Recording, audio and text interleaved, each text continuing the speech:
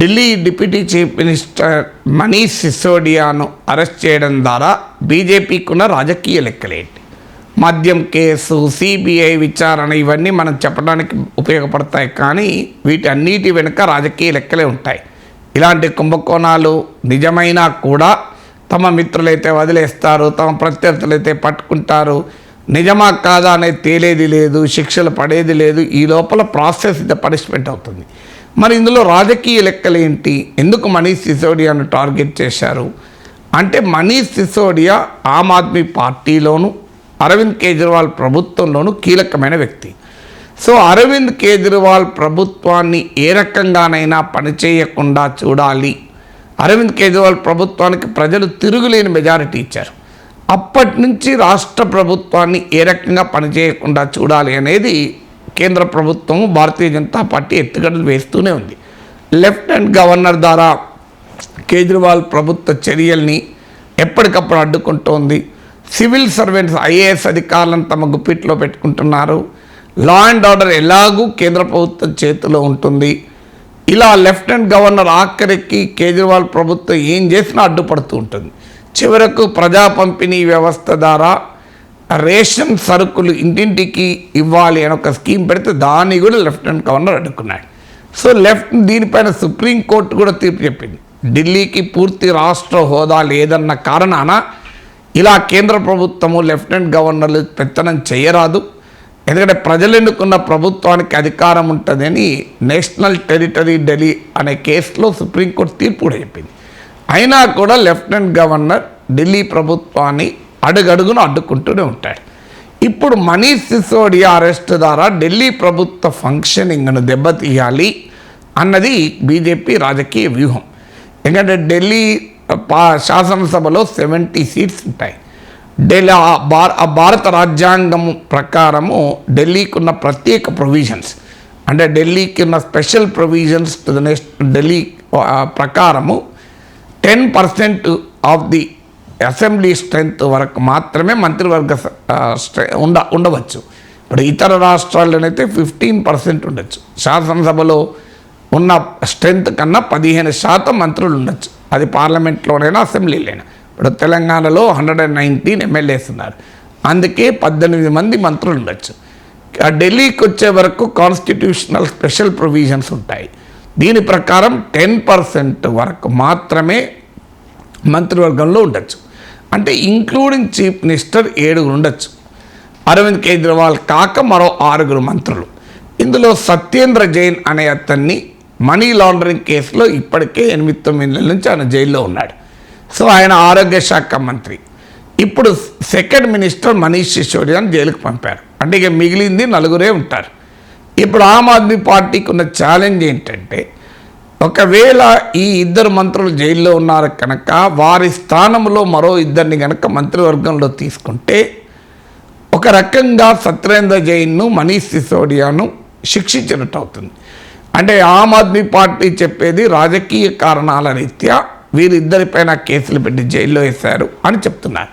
So రాజకీయ కారణాల రీత్యా ప్రత్యర్థి బీజేపీ జైల్లో పెడితే కేజ్రీవాల్ వాళ్ళను పదవుల నుంచి తొలగించాడు అన్న మెసేజ్ పోతుంది. ఇది మనీష్ సిసోడియా, సత్యేంద్ర జైన్ల పైన చర్య తీసుకున్నట్టుగా ఉంటుంది అన్నది అనుమానం. అలా దాంతో పాటు కొత్త వాళ్ళని 2 తీసుకున్నారనుకోండి, మళ్ళీ మనీష్ సిసోడియా, సత్యేంద్ర జైన్ బయటికి వచ్చాక ఆ 2 మంత్రులను తొలగించాలి, లేదా ఇంకెవరినైనా తొలగించాలి. అది కూడా రాజకీయంగా ఇబ్బందికరంగా ఉంటుంది. ఒకసారి మంత్రి పదవి ఇచ్చి మళ్ళీ తొలగిస్తే అసమ్మతికి కూడా స్కోప్ ఉంటుంది. అందువల్ల ఆప్ నాయకత్వం తీసుకుంటున్నది ఏంటంటే, సత్యేంద్ర జైన్ జైల్లో ఉన్న ఆయన శాఖలు మనీష్ సిసోడియాకి ఇచ్చారు తప్ప ఆయన మంత్రివర్గం నుంచి తొలగించలేదు. ఆయన కన్విక్ట్ కాలేదు కనుక మంత్రివర్గంలో కొనసాగవచ్చు. ఇప్పటి వరకు సత్యేంద్ర జైన్ కానీ ఇప్పుడు మనీష్ సిసోడియా కానీ నేరమేం రుజువై జైల్లో లేరు. నేరారోపణలోనే జైలు ఉన్నారు, రుజువై జైల్లో లేరు ఇప్పుడు. సో అందువల్ల కన్విక్షన్ అనేది వేరు. కన్విక్షన్ అయితే ఆటోమేటిక్గా ఎమ్మెల్యేగా సభ్యత్వం కోల్పోతారు, మంత్రిగా ఉండలేరు. కానీ ఇప్పుడల్లా విచారణ దశలోనే అరెస్ట్ చేశారు. న్యాయంగా అయితే ఉన్న నిబంధనల ప్రకారం 7 ఏళ్ల కన్నా లోపు జైలు శిక్ష ఉన్న నేరాలలో అరెస్టు చేయకూడదు అనేది రూల్. ఈవెన్ సుప్రీంకోర్టు కూడా అనేక సందర్భాల్లో చెప్పింది, bail is the rule, jail is exception అని.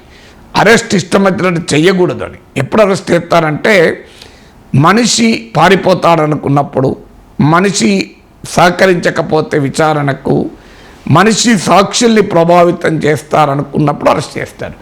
అయితే ఇప్పటికి కొన్ని 10 నెలలు 12 నెలలుగా ఈ విచారణ జరుగుతూనే ఉంది.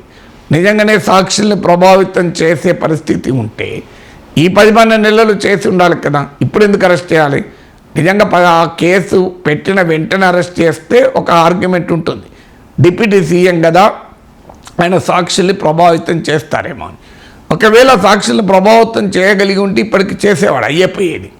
సో ఇక మనిషి పారిపోతాడా దేశం విడిచి అంటే ఆయన డిప్యూటీ చీఫ్ మినిస్టరు, ఎక్కడ పోడు, దొరుకుతాడు, ఇంట్రాగేషన్కు ఏజెన్సీల విచారణకు సహకరిస్తున్నాడు. అయినా ఎందుకు అరెస్ట్ చేయాలి?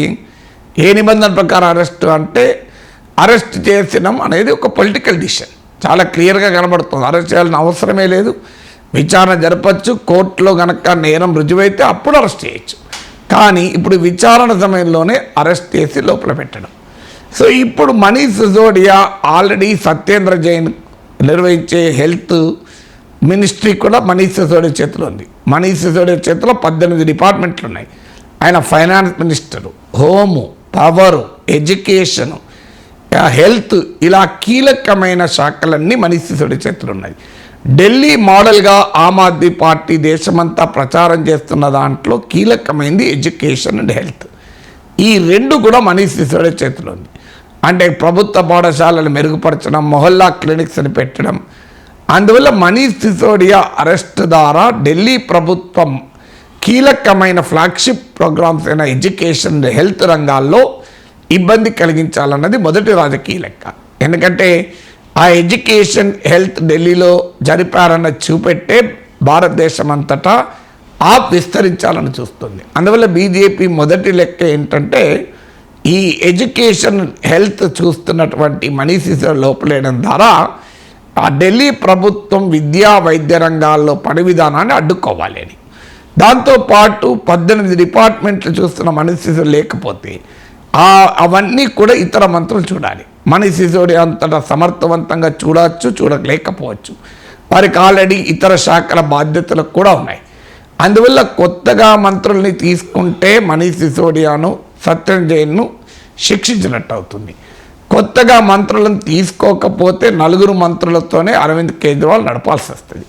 సో ఏ రకంగా చూసినా ఢిల్లీ ఫంక్షనింగ్ అనేది ఇబ్బంది పడుతుంది. అంటే ఢిల్లీ ప్రభుత్వ పని విధానం ఇబ్బంది పడాలి. రెండవది ఏంటంటే పార్టీలో కూడా మనీష్ సిసోడియా కీలకం. ఇప్పుడు దేశవ్యాప్తంగా విస్తరించాలని చూస్తోంది next round of assembly elections. అది చూసినప్పుడు ఆటోమేటిక్గా కేజ్రీవాల్ దేశమంతా పర్యటించాల్సి ఉంటుంది. పర్యటించేటప్పుడు ఢిల్లీ ప్రభుత్వాన్ని మొత్తం బాధ్యతను మనీష్ సిసోడియా నిర్వహించాడు.